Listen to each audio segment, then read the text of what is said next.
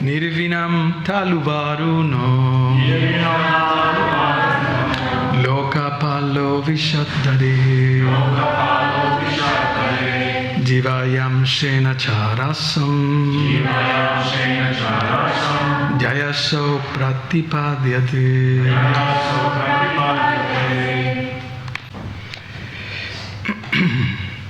Nirvinam, separated. Talu, palate. Varunaha, the deity controlling air. Lokapalaha, director of the planets.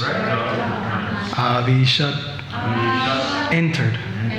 Harihe, of the Lord. Jivaya Amshena, with the part of the tongue. Cha, also. Rasam, tastes. Jaya, by which. Aso, the living entity. Pratipadyate, expresses. Translation. Please repeat. When the palate of the gigantic form was separately manifested,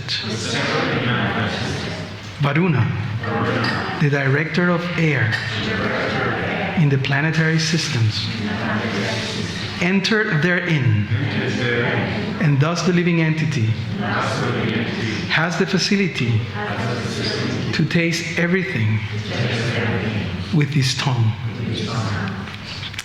So this verse doesn't have purports, just like a few of them.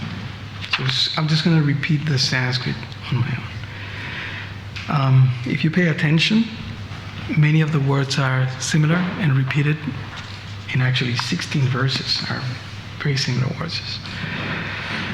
Nirvine ashvinam nashe vishnur avishatam padam grihanena amshena gandasya pratipatiryato bhavet. Text 14, translation. When the Lord's two nostrils separately manifested themselves, the dual Ashwini Kumaras entered them in their proper positions. And because of this, the living entities can smell the aromas of everything. Text 15. Nirvine akshinitwasta lokapalo vishat vivo. Chakshu shamshena rupanam pratipatiryato bhavet. Text 15. Thereafter, the two eyes of the gigantic form of the Lord were separately manifested. The sun, the director of light, entered them with the partial representations of eyesight, and thus the living entities can have visions of forms. Text 16.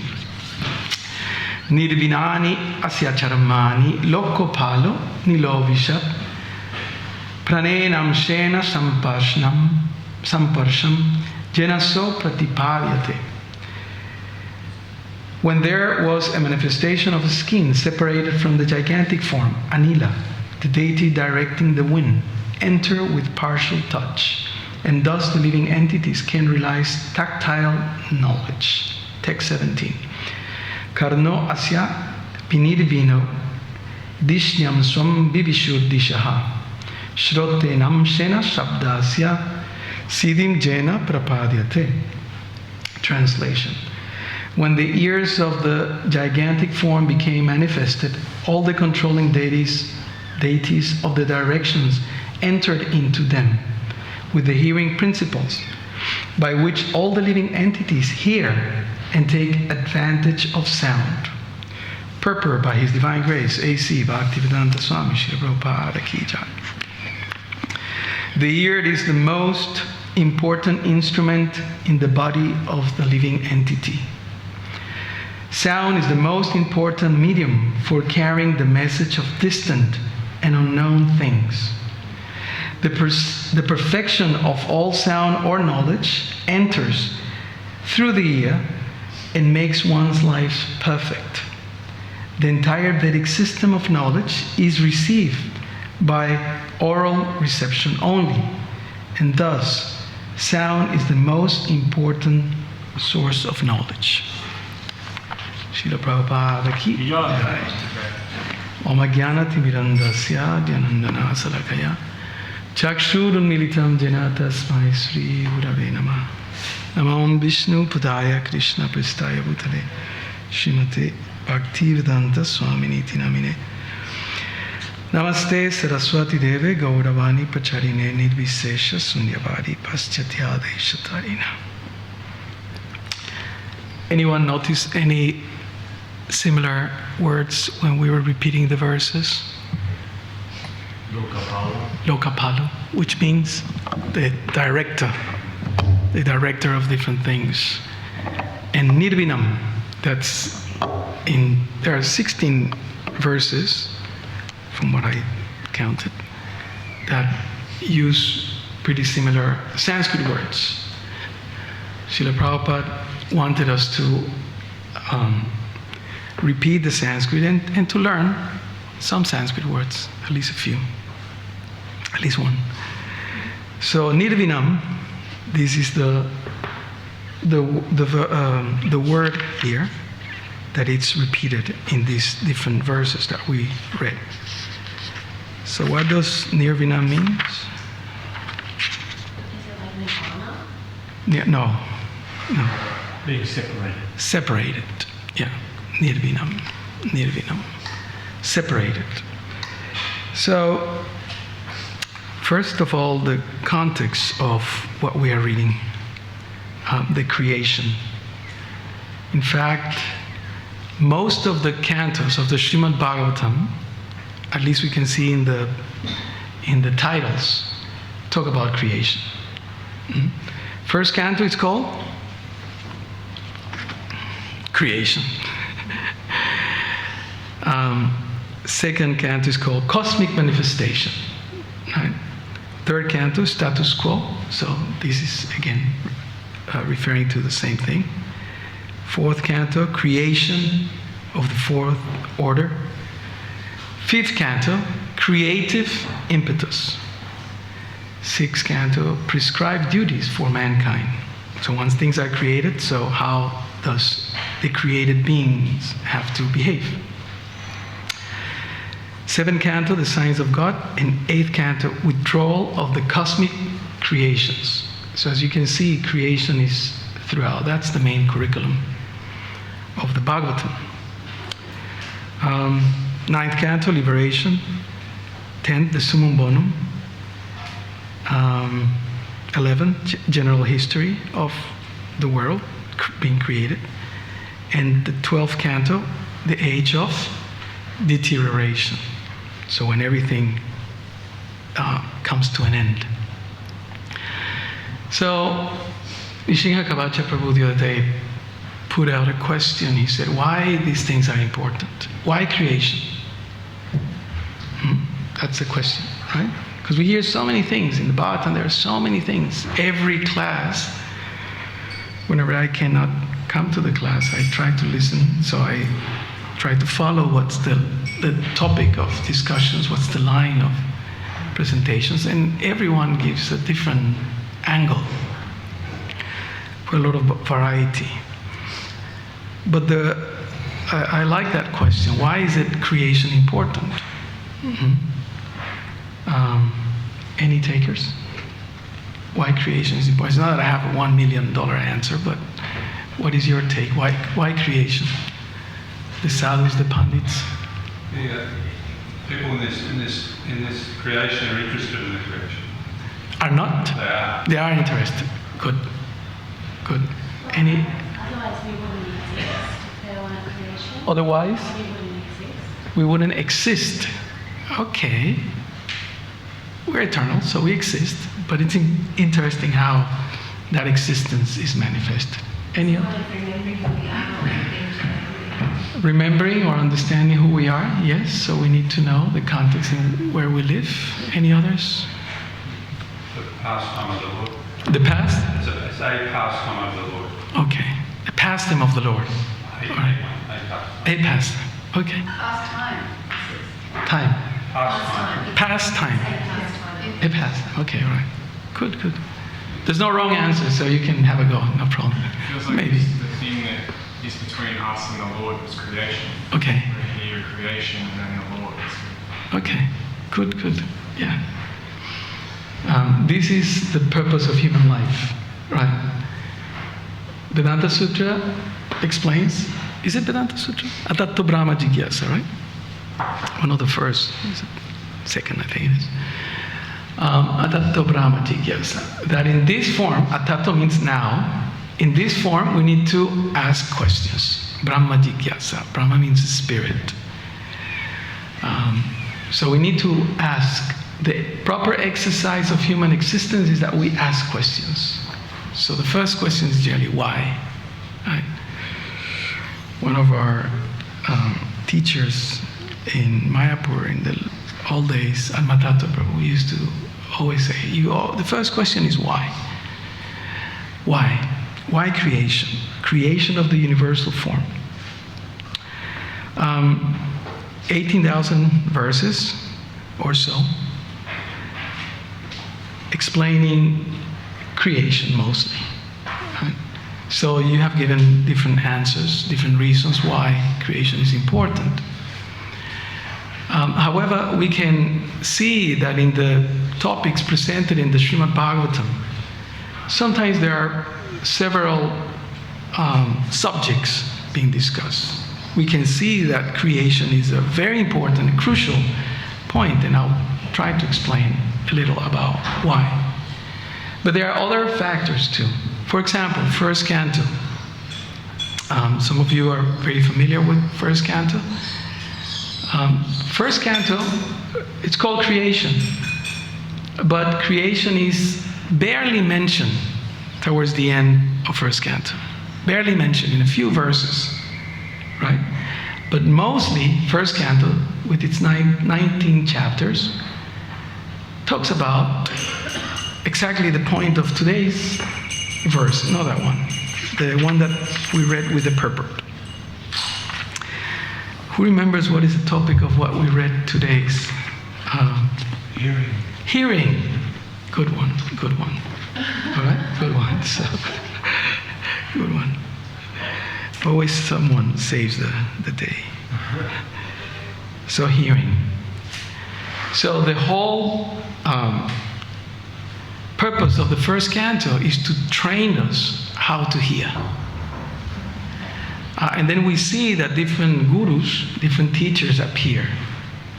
Sutta Goswami, and then Narada Muni, and then Lord Krishna himself instructing the Pandavas. And then at the end we have Sukadev Goswami. In between there are others, Bhishma, like that, who instruct the Pandavas as well. So the role of the guru and the dynamic with the disciple is presented in the first canto. So first canto is like, what is before the first chapter of Bhagavad Gita? Setting the scene. Yes, setting the scene. So the first canto is like setting the scene for what's coming, right? So the first thing, and again, Nishinha Kavacha Prabhu, very good class. I don't know if some of you were here, I'm sure you were. But he said one thing. He said that when the Lord starts speaking about himself in full detail, in the 7th chapter, he said something. You remember? You were here? He said, listen, you know, in the 7th chapter, there are no questions. And it's like sometimes, the way that I remember that chapter at least, so, you know, remember when you were in, let's say, primary school, too far away, and then the teacher was late, and then you're starting running amok, right? And you're having fun and everything, and then the teacher starts. He comes in, and then what he does? Now listen. Takshrino, Krishna says. So Prabhu was referring to that. Now stop the nonsense, stop the listening of so many other things, and now you listen to me. Now I'm going to tell you the real thing. You know, also in school when the teacher would say, this is going in the exam, right? And then you perk your ears and then you start writing notes. Because this is serious. So Krishna started talking about himself. he gave a bit of a hint in chapter 4. He says, Imam Vivasvate Yogam. I have explained this in the past to the great devatas and kings of the past. Right? And in that way, Evam Parampara Praptam, through the Parampara, I have given this knowledge. But going back to the first canto, it sets the scene of how a disciple needs to sit at the feet of the spiritual master and listen. Takshirinu, what Krishna explained in chapter 7, the first verse, the last line. So, this is the context. What is it that we are going to listen about? Yes, we have the historical context. This is important. So all the details, all the historical details of the Gita and the Bhagavatam, which are in ways quite similar, are simply to emphasize the value of human life. Atatto Brahma Jigyasa. Now that we have a human form, we need to ask questions. But when we ask questions, then what happens if you ask a question? You get an answer. And that's when we have to listen. So the topic of today is the value of sound, right? This is what Prabhupada is referring to. And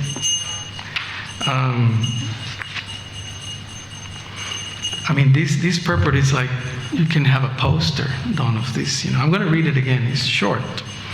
And this is going in the exam, so I'm going to ask questions. The ear is the most, each line is like a sutra. It's amazing. It's so short, but so powerful. The ear is the most important instrument in the body of the living entity. Okay, that's one. Sound is the most important medium for carrying the message of distant and unknown things. The perfection of all sound or knowledge enters through the ear and makes one's life perfect. And he concludes, the entire Vedic system of knowledge is received by oral reception only, and thus sound is the most important source of knowledge. It's how important it is, right? Once I remember I came across the number of songs that are created every day. Maybe you know, you're into sound and stuff, right? Thousands, whatever it is. Every day songs are created in different languages around the world. All about Maya, nonsense. And everyone is listening, all the latest hit, and then the radio and the videos and all that. And then on the weekend, everyone's dancing to those songs. 49,000 a day. There you go. 49,000 per day. Per day. Prabhu? Per day. Per day. Thank you. It's like we have rehearsed this. So sound, very important. And it's throughout the universe, the creation. Everything is about sound. So not only sound is important, but how we receive that sound. Srila Prabhupada gives an example. It's just like when you're really hungry. Right? Those who are a fan of fasting, I don't think here we have many, but a few, I guess. Right? Just have to hurry up, otherwise start clapping and ruin my show. But those who are, into fasting, and sometimes you are forced. If you're in the ashram, you have to, and if you're initiated, you have to, and then, And then, with these long, long fastings, and what happens when prasadam comes, it's so tasty. It doesn't matter if it's half cooked, but it's so tasty. So Prabhupada says that just in the same way that that a hungry man or woman, they feel so much satisfaction when the food comes around. In the same way, when we are hungry for spiritual advancement, for spiritual understanding, and then when the sound of transcendental knowledge comes, it says in the Bhagavatam, Janatma Suprasidati. I think that even without understanding much Sanskrit, you can get what it means. The soul is fulfilled. Suprashidati. Very fulfilled. So it's very important what we hear, but perhaps it's even most important the quality of our hearing. Yes, we hear Bhagavatam, and you know the tendency sometimes you say, okay, who's giving class? Oh, I'm not going to that one. Oh, Mati is giving. Oh, that prabhu, I don't like him so much. Okay. Then I choose. Oh, Maharaj is coming. Okay, I'm going.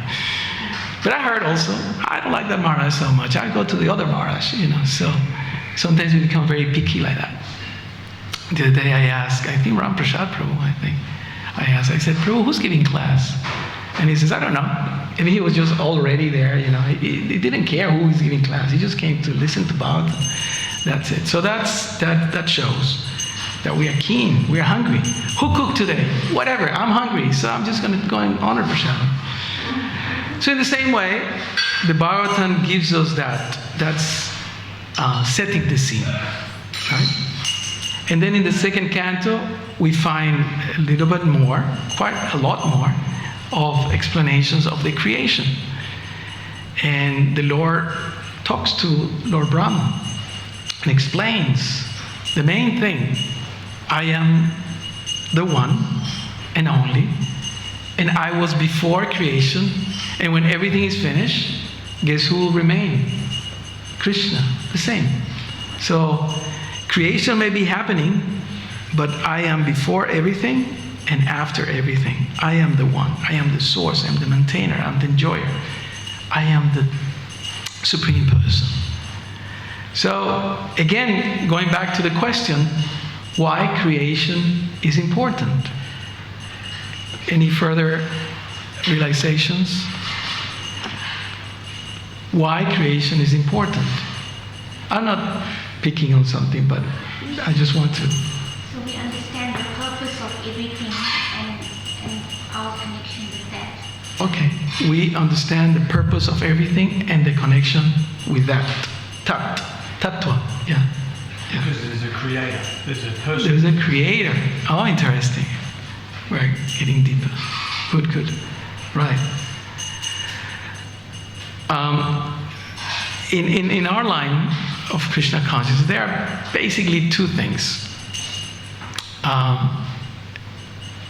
One is not prasadam.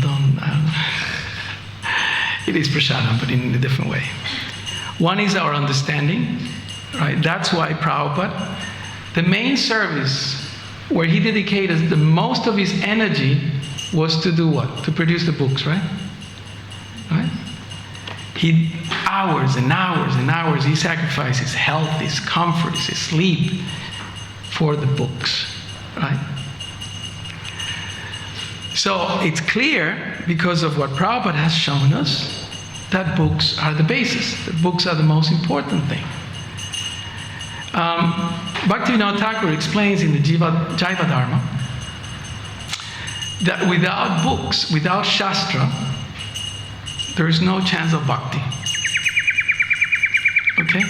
Without Shastra, there's no chance of bhakti. Therefore, Prabhupada came and gave us mainly the books. So an important part of our Krishna conscious process, it's the understanding, and therefore the books are given. But there's another important part. Again, I gave a disclaimer. It's not prasadam. What is the other important part? Okay, the understanding is one. What will be another important part?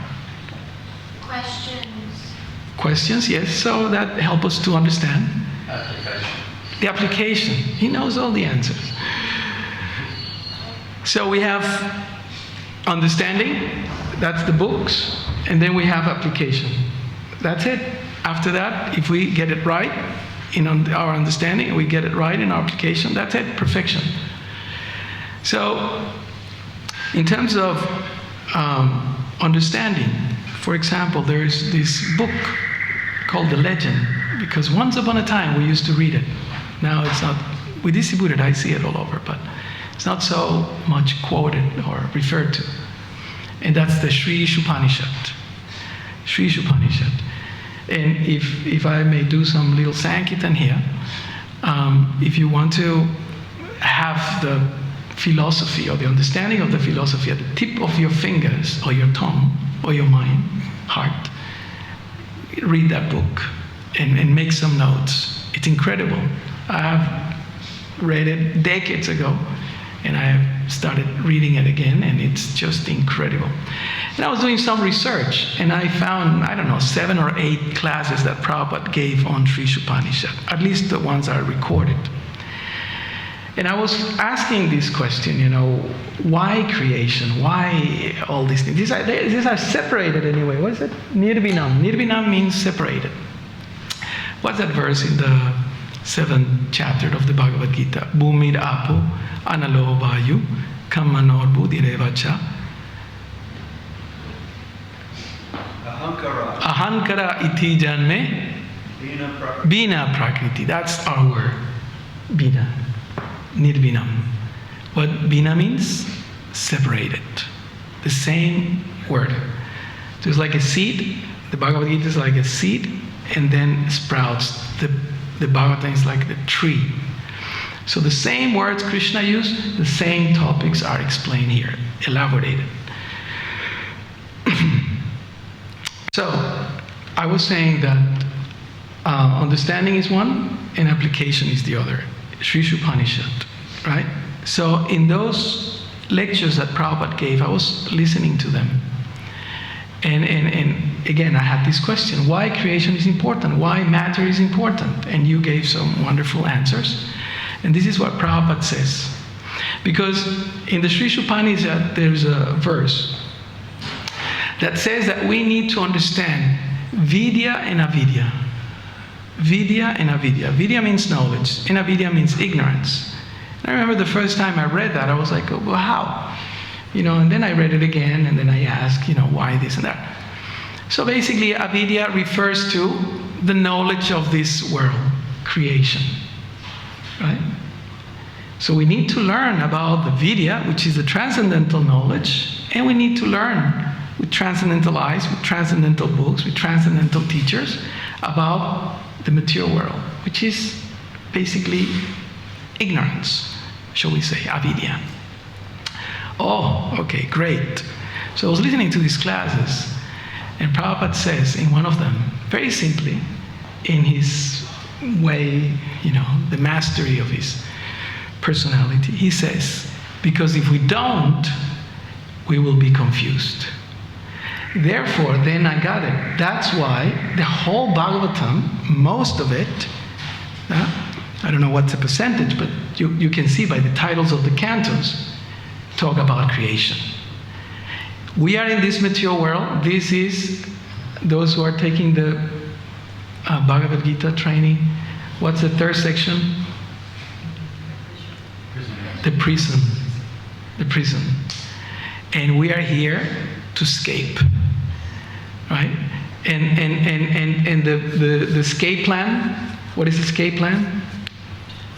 Who remembers? Come on, don't embarrass me. Chapter 15, the Vedas. The Vedas are the escape plan. That's explained in chapter 15, text 15. So, in order for us to escape this material world, we need to understand its creation. We need to understand its function. We need to read Srimad Bhagavatam, because if not, most probably, as Prabhupada said, we will be confused. And sometimes in our movement, if I may say, I know this is recorded, but sometimes we find that, people that are advanced in knowledge and in practice, many, many years, decades, sometimes there are problems, there are fall downs, people leave and deviate in terms of their understanding or practice. And then we wonder why, right? Sad, it's painful, it's embarrassing sometimes. Why? Because we were confused. And whatever mistakes we commit, it's easy to say others, but what about us? Whatever mistakes we commit is because we got confused. And what is the solution? As I forgot the exact line in the Back to Godhead that Prabhupada used. I know the Bengali Sanskrit. What's that? Krishna Surya Samamaya Haya Andakara. Jahan Krishna Tahan Nahi Maya Radikara. Whatever there is Krishna is like whatever is the sun. And whatever the sun is, there is no darkness. Right? Maya Radikara. So Prabhupada translated or paraphrased that line and put it under the title of the Back to Godhead. I forgot. God is light or something like that in Nations and like that. So if we cannot see, we will stumble. We will have problems. Sometimes here, after the more Mongol Arctic or at night, sometimes it's very dark and you cannot see. You will hit yourself against this or that. Therefore, it's very important for us to see. That's why another word that it's used for understanding is darshan. Darshan means understanding. And since we're talking about, I was talking about the context, but generally we run out of time. But the importance of, what was the verse about, of the purport that we read? Hearing, sound. So the purpose of sound is to give us freedom.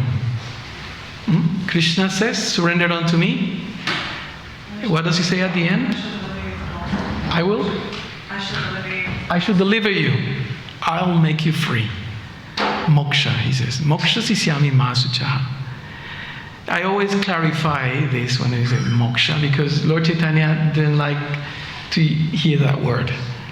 Because moksha, sometimes it is understood or misunderstood as impersonal liberation. So he says, don't use that word, because that's the implied meaning for many people that do not take to bhakti. But that word, it's repeated several times in the Bhagavad Gita, mukta, moksha, etc. And Prabhupada says, I believe it's 1865, in the beginning of the purport, Prabhupada says this refers to devotional liberation. The doors of this material world would be open with the key of devotion. Right? We're learning what's the quickest way to get out of the prison house? The key. And the key is given at the end of chapter 17. Om Tat Sat. Everything belongs to you, my Lord. Sorry for have broken the law and taking things that I didn't really own, although I think, and they have my name. Sometimes,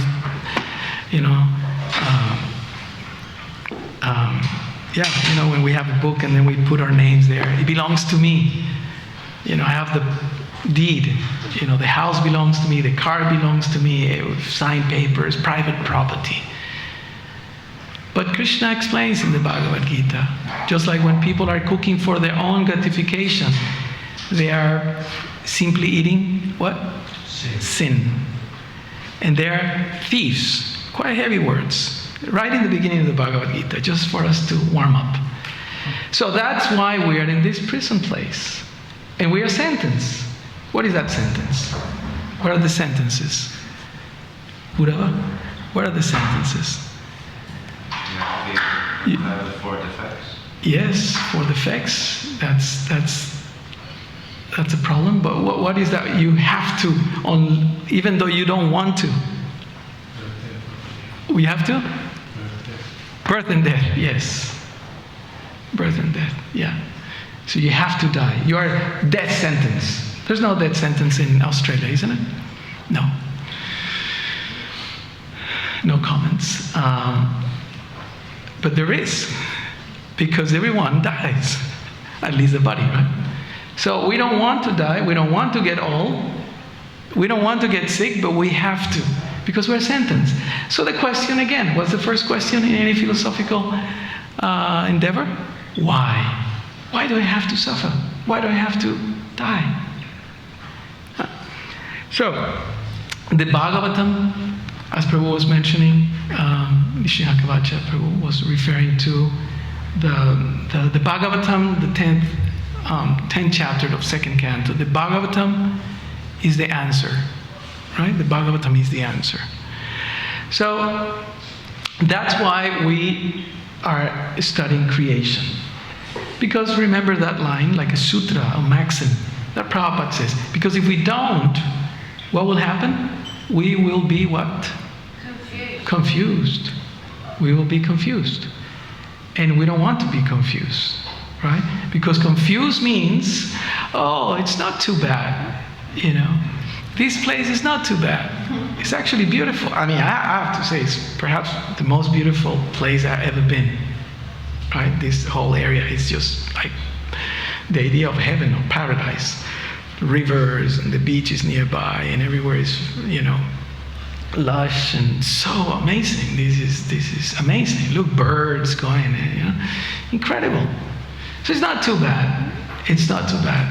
As soon as we have that thought, right, wherever we end up dying, Maulamba, not too bad. Guess where we're gonna take birth? Jam jam babishmaram bhavam, Krishna says.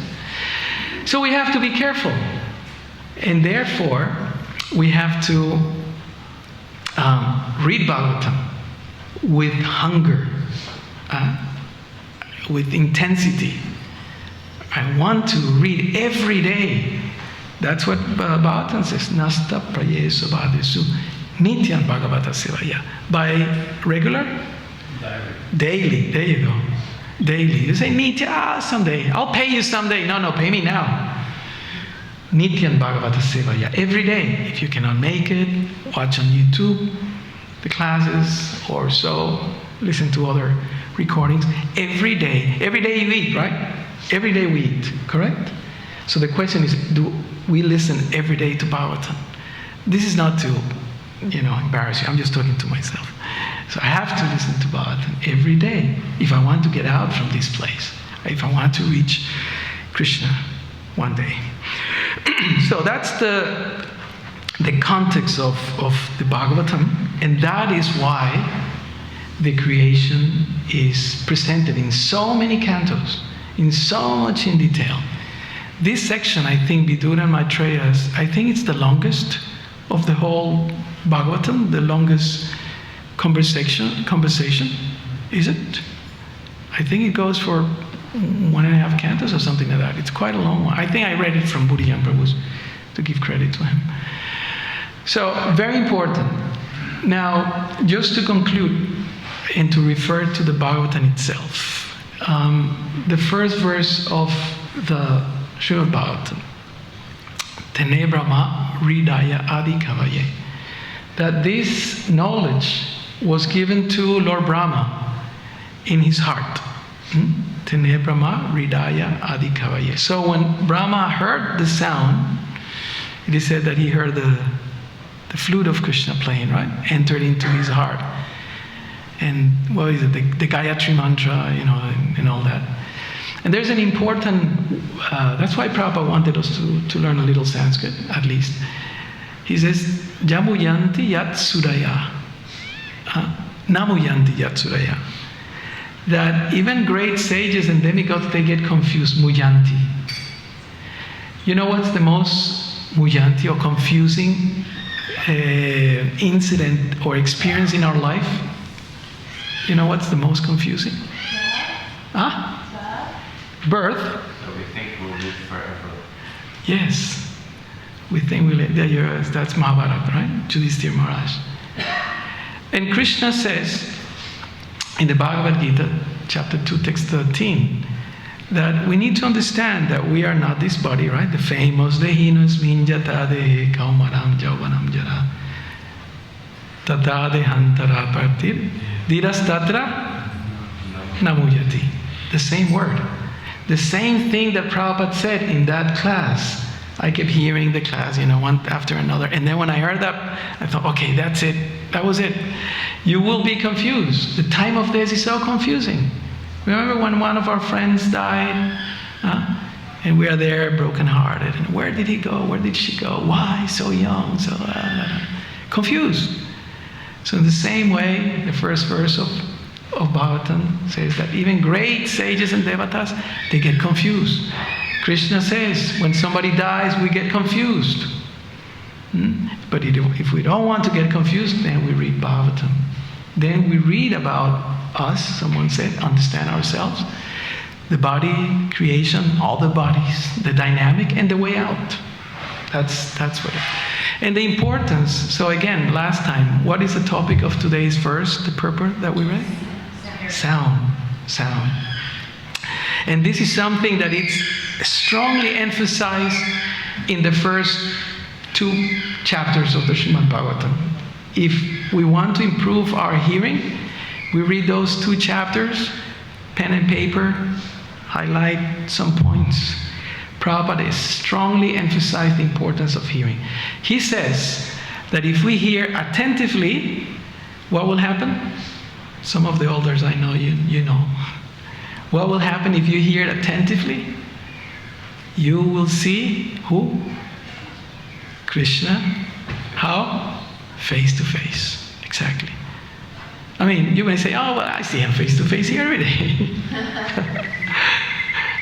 You know. And I'm not saying this Krishna is not real, but as Prabhupada explains, he will manifest himself. Because the process of hearing, shushusha, that's the word, shushusha, shrimbanta. By hearing this powerful message of the acharyas about Krishna and his expansions, his manifestation, his creation, we will be free. Otherwise, I know it sounds a little harsh, there is no hope. I was hearing some other lecture that Prabhupada gives, and he says that even if we chant, and Nishinakavacha Prabhu also was mentioned that even if we chant, if we don't chant properly, with the right intention, with the right understanding, it will be very difficult. What's that verse? Bahu janma kari jadi shravana kirtanam tabu tana paye Krishna pave premadana. It won't happen. It will take many, many lifetimes. But if we think, it's not too bad. So a few lifetimes here around, what do you call this area? Northern rivers, whatever, Tweed or whatever. It's not too bad. Okay, try your luck. So the idea is that the acharyas prompt us to get out. It's not a nice place. Get out. So that's why we are hearing. That's why we are studying creation. This is the prison house, and we need to know where to dig, where to turn, where to jump to come out of this place. Okay, we stop here. Have a few more minutes. If there's any questions or points in regards of what was discussed. Jai.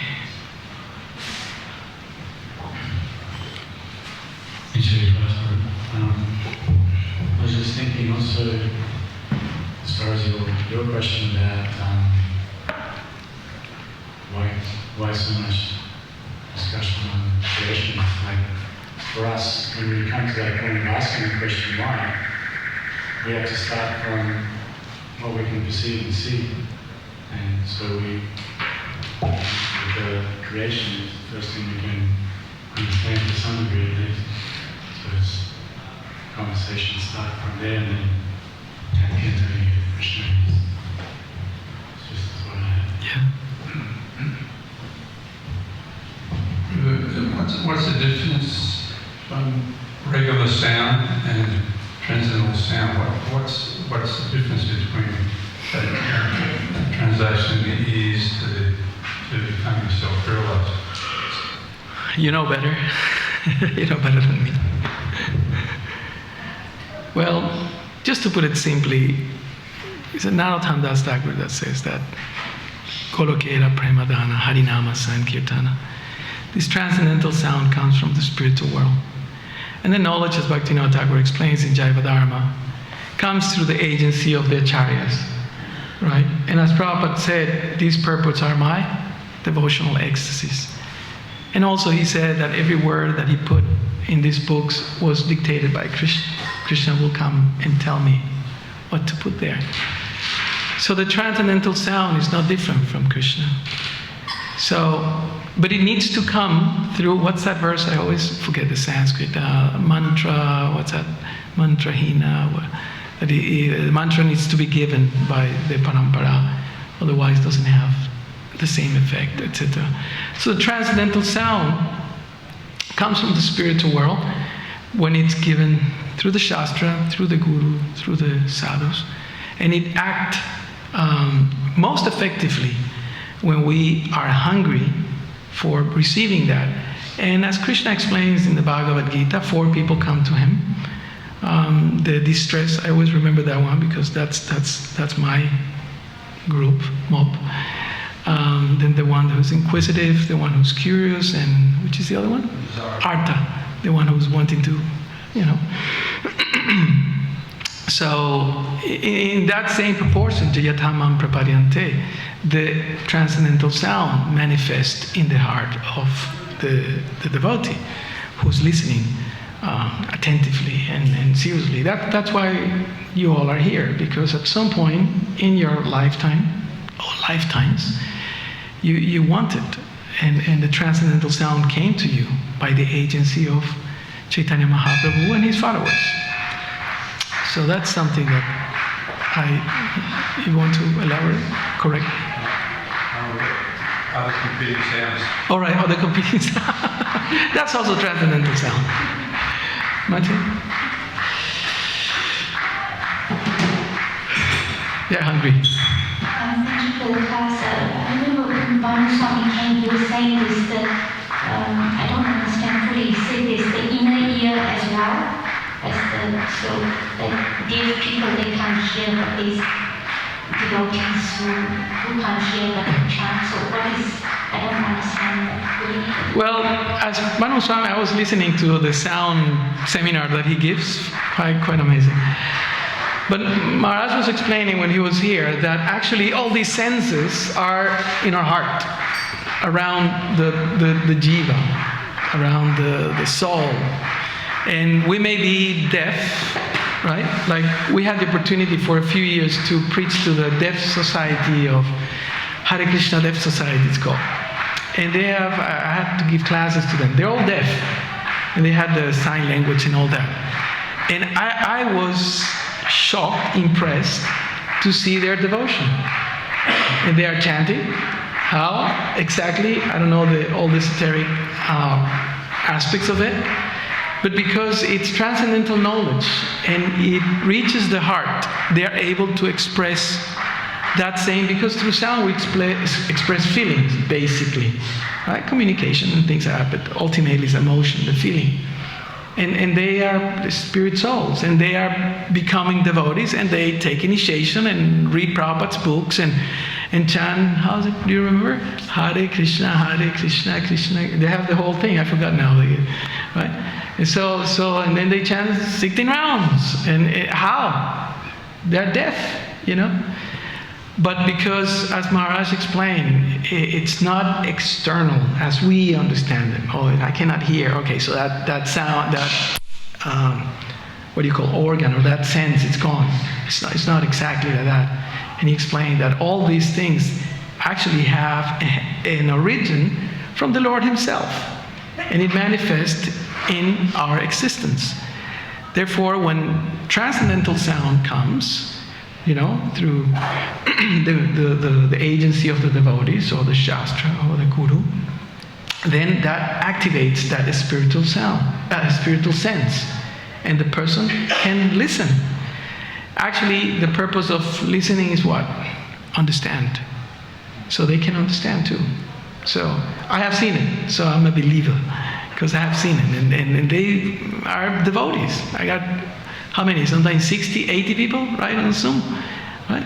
Incredible. And they are asking questions and doing the Haribol, and then they do Hare Krishna, Rama Ram, the whole thing, So I have seen it.